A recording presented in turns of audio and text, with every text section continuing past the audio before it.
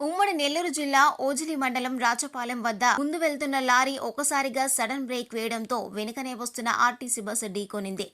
నెల్లూరు వైపు నుంచి సుమారు 50 మంది ప్రయాణికులతో చిత్తూరు వైపు వెళ్తున్న ఆర్టీసీ బస్సు మార్గమధ్యమైన రాచపాలెం వద్దకు వచ్చేసరికి ముందు వెళ్తున్న లారీ సడన్ బ్రేక్ వేయడంతో వెనుకనే వస్తున్న ఆర్టీసీ బస్సు ఢీకొనింది.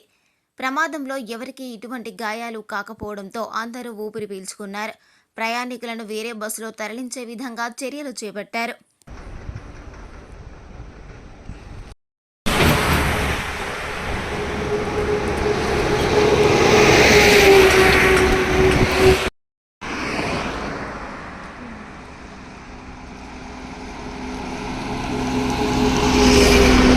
మరిన్ని న్యూస్ అప్డేట్ కోసం A3 న్యూస్ ఛానల్ని సబ్స్క్రైబ్ చేసి బెల్ ఐకాన్ను ప్రెస్ చేయండి.